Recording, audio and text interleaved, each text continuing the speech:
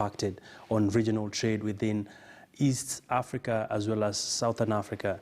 And we have some interesting comments coming in from our very, very diverse guests joining us from multiple locations.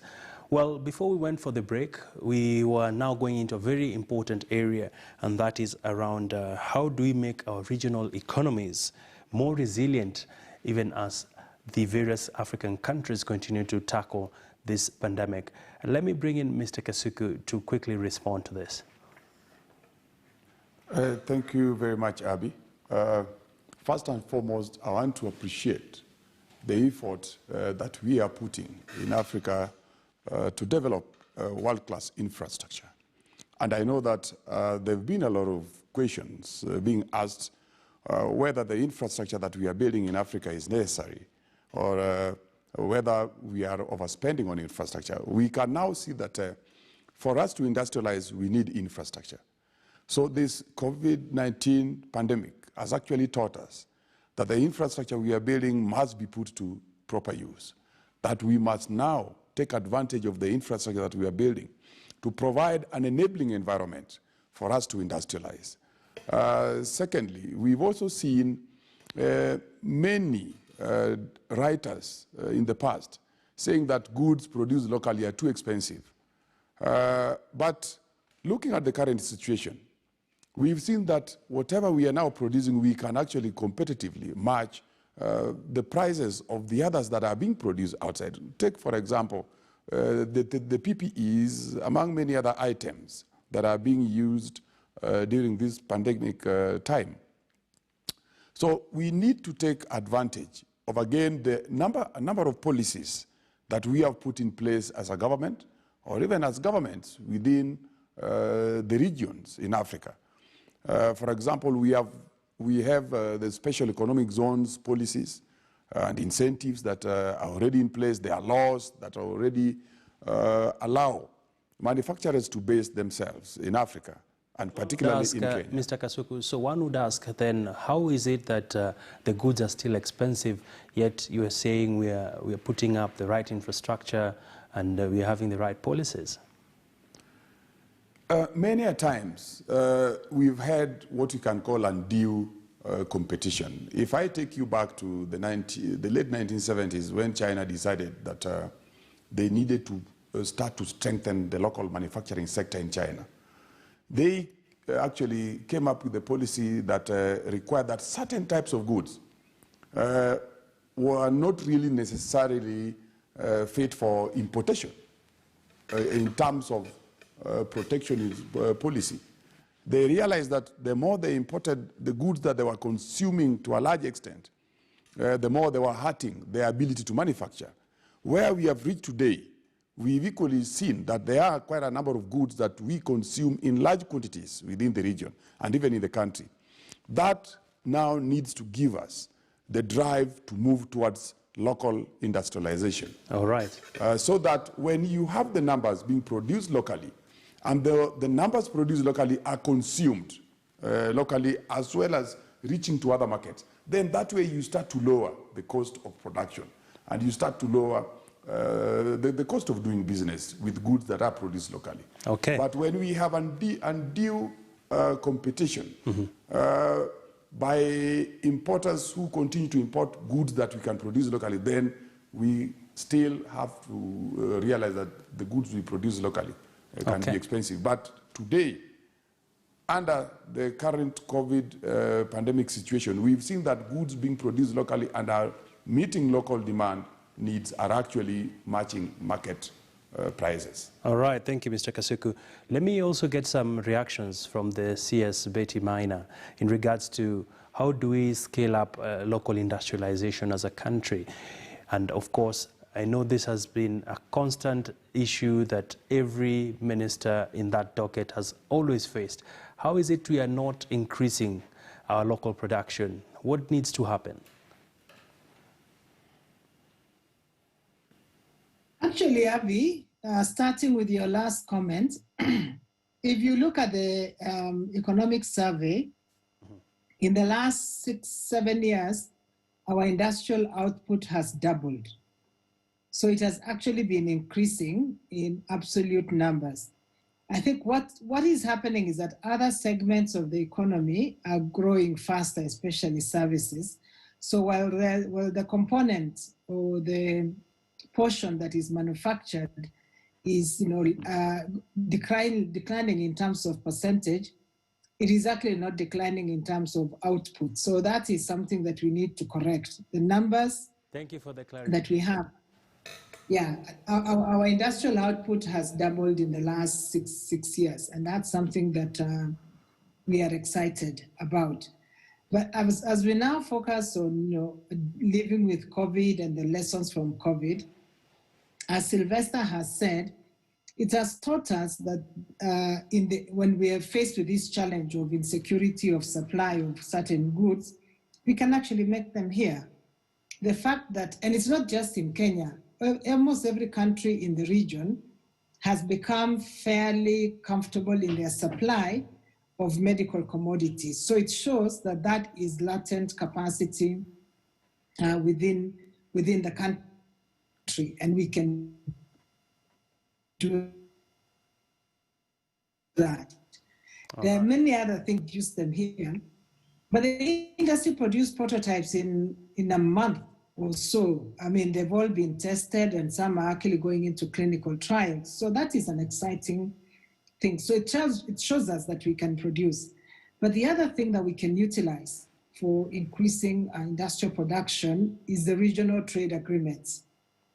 Whether it's COMESA, the Africa Continental Free Trade Area, it shows us that if we were to produce the goods that are currently being imported into Africa, a country like Kenya, a country like Uganda, a country like Cote d'Ivoire could increase the industrial production significantly, and that is just focusing on replacing imported goods into Africa. But the third thing is that we can also produce for external markets. Global supply chains are being reorganized as we speak. And there are many countries that are seeking to diversify their sources of inputs and imports. And Kenya stands a great chance of doing this. And that's why we are negotiating a free trade agreement with the United States, because we think that provides us with an opportunity for market expansion. That's why we're negotiating with the United Kingdom after the exit of Brexit, to ensure that we can continue to access that market and also attract greater investment. So as we go ahead, I think the lessons from COVID is that it's important to become more self-sufficient in critical supplies for dealing with medical emergencies. But as we can also, as part of our industrialization strategy, be looking to increase our products both for the region and for other parts of the world. And it's a good opportunity for Kenya to take advantage of. And that's why the infrastructure that Sylvester is talking about becomes critical, because you require to produce competitively. And you can't produce competitively if it takes you 21 days to get out of the port. If it takes you 21 days to get to a production center in Nakuru, if you've got inputs, or if you want to get to the port. So these are critical things. Energy is a critical matter. Government services and regulation is a critical matter. So it's important that we are addressing all these, business constraints as we focus on increasing investment. Thank you. Thank you, CS. And let me bring in Dr. Christopher. When you hear of the urge for African countries to, of course, tap and seize the opportunities that the trade agreements present, some argue that some of these trade agreements are like a double-edged sword. On one hand, we're able to increase our trade. On the other hand, we also face the risk of goods being dumped here by other established economies. What would be the best formula to take Africa forward when it comes to deepening trade? And thank you, Abby, for that question. Actually, the COVID pandemic has brought about a very good opportunity and a lesson for us as a region to learn from. You realized even previously there has been growing protectionism within the developed world, and which is not quite beneficial at all, even to developing one like in Africa. And so the the quest for integration cannot be doubted. There are some significant gains that member countries are bound to benefit from in terms of industrialization, in terms of job creation, in terms of sustainable development across. The challenge of influx of cheap goods and services within the region, which affect our own, partly is because of the weaknesses or challenges that we have in terms of developing systems that can actually check against some of these adversaries. And I think member states are moving towards doing that through the respective agreements. So within all the agreements, you have measures that are meant to deal with such anti-competitive practices like subsidies and all the rest. What is needed is for the regional economic blocks to strengthen those systems that already exist and to work in unison. What I mean by working in unison is like for, in this particular case, we've seen greater collaboration among us member states in terms of dealing with this pandemic. What is also required is for sustenance, at least at this particular time, of effective implementation of the agreements that have been put in place. And as COMESA, we continue to implement programs and activities that can facilitate increased growth in trade. And during this time, we think fast-tracking IT-related programs and activities would really be helpful and would benefit member states during such a crisis. Thank you. All right, thank you, Dr. Christopher. And perhaps Phyllis, Madam Phyllis Wakiaga, paint for us the roadmap post-corona for manufacturers as we take your closing thoughts.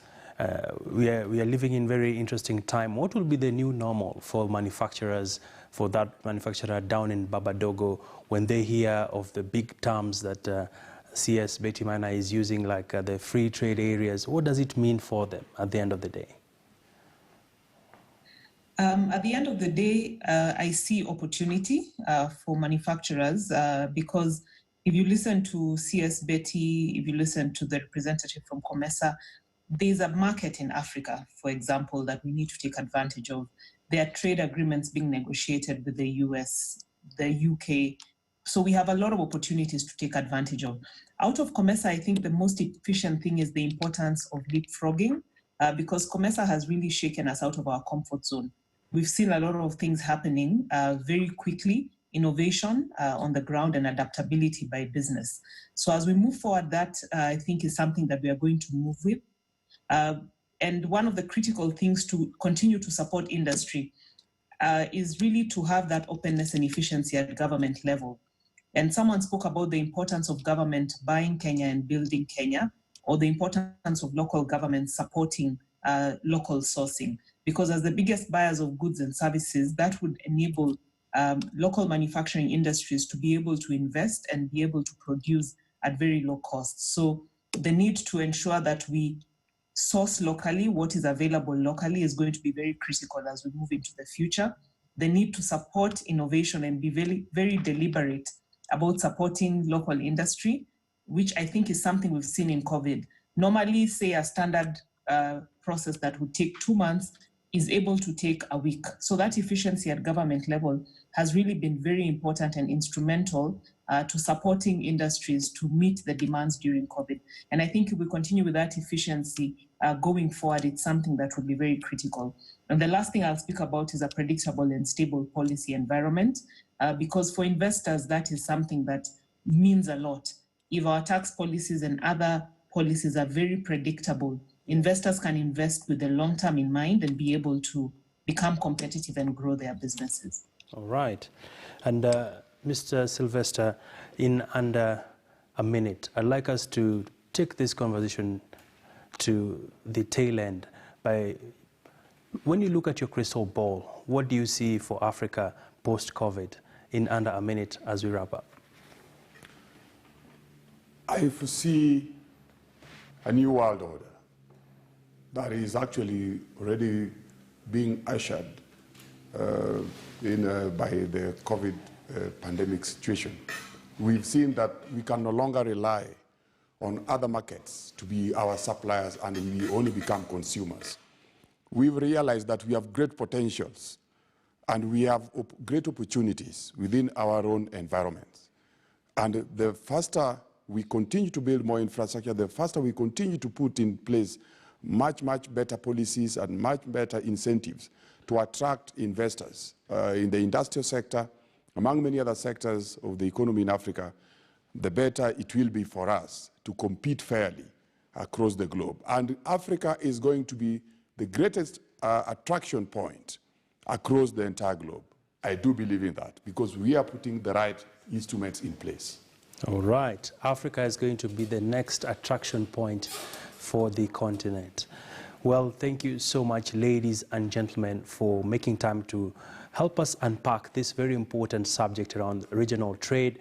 We do appreciate your sentiments.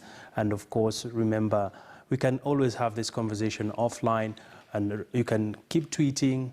Our panelists will still be at hand to take your questions and give you some responses. This has been a KTN News Special with me, Abi Agina, and that's where we wrap it up. Keep safe, sanitize, and of course, remember to keep social distance. See you next time.